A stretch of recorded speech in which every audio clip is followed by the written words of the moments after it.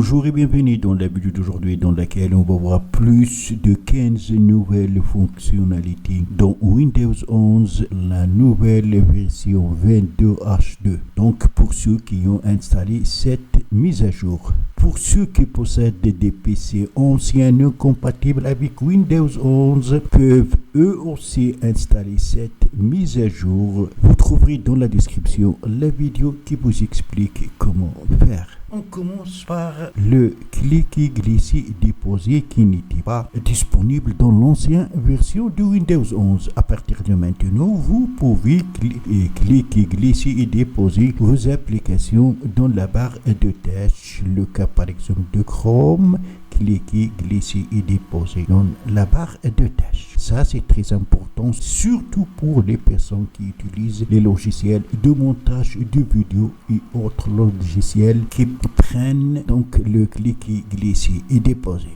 La deuxième fonctionnalité, c'est dans le menu démarrer. Vous pouvez grouper des applications dans un dossier. Par exemple, on va grouper les applications des réseaux sociaux. Donc, je vais ajouter WhatsApp à Instagram. J'ai donc deux. Je peux ajouter donc TikTok. Je glisse et je dépose ici. Après, quand je clique dessus, je peux lui donner un nom, par exemple réseaux sociaux, et je peux accéder rapidement à ces applications à partir de ce dossier. Vous pouvez les supprimer comme vous le souhaitez. Il suffit de cliquer et déposer ailleurs des dossiers et elle sera supprimée. Vous pouvez donc créer plusieurs dossiers pour regrouper les applications de même fonctionnalité. Alors si on fait un clic droit dans une partie vide ici, on aura paramètres du menu démarrer. À partir de là, vous pouvez choisir donc la disposition est autre élément épinglé par défaut ou autre recommandation. Ici, on va essayer par exemple par défaut l'interface proposée par défaut par Microsoft. Si on revient, voilà. Donc, on peut toujours modifier dans paramètres. Vous pouvez activer devant afficher les applications récemment ajoutées. Afficher les applications les plus utilisées. Cliquez ici pour les activer. Afficher les éléments récemment ouverts dans démarrer. Et donc, vous pouvez personnaliser ce panneau du menu démarrer comme bon vous semble. Dans cette nouvelle version, pour diminuer ou augmenter le volume, il suffit de mettre le curseur ici et avec la roue de la souris, vous pouvez, comme vous remarquez, augmenter ou diminuer le volume. Aussi, quand vous utilisez les boutons des claviers pour augmenter ou diminuer le volume, on remarque que l'indicateur s'affiche au milieu de l'écran. Même chose pour la luminosité. Donc à partir des boutons de clavier, augmenter, diminuer la luminosité, l'indicateur va apparaître au centre de l'écran. Pas comme avant, il apparaît dans la partie latérale. Avant, pour activer le Bluetooth, il faut aller sur les paramètres et chercher donc Bluetooth. Maintenant, c'est plus facile. Il suffit de cliquer ici. Après, vous avez ici Bluetooth.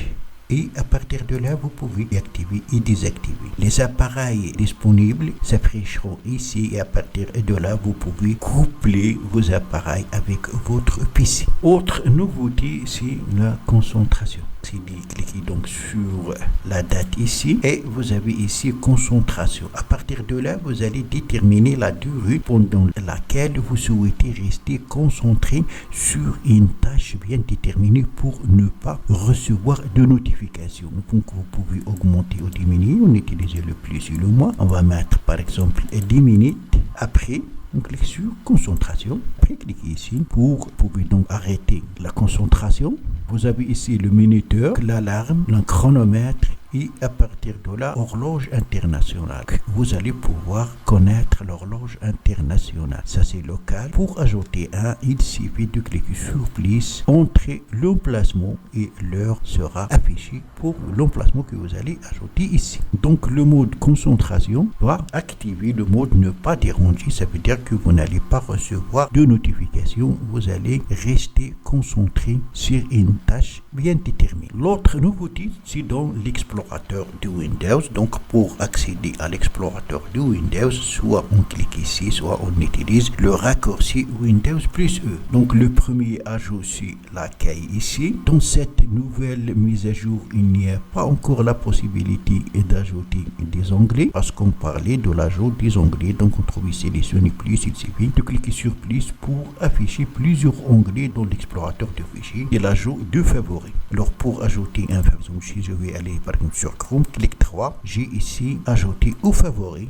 Et si je reviens dans l'explorateur, dans l'accueil, j'ai dans favoris Chrome. Vous allez ainsi pouvoir ajouter vos favoris. Autre nouveauté, c'est la réapparition des miniatures dans les dossiers. Avant, ce n'était pas possible dans l'ancienne version, mais à partir de maintenant, vous allez pouvoir voir donc le contenu interne d'un dossier. Il y a une miniature. Quand on fait un clic droit sur un fichier ou une application, on remarque qu'il y a un changement au niveau des icônes. C'est les mêmes options, mais la différence, c'est qu'il y a un changement au niveau des icônes. Pour utiliser l'ancienne liste, pour ceux qui souhaitent l'utiliser, quand vous faites un clic droit, il suffit de maintenir la touche Shift, faites un clic droit et voilà, vous avez maintenant l'ancienne liste.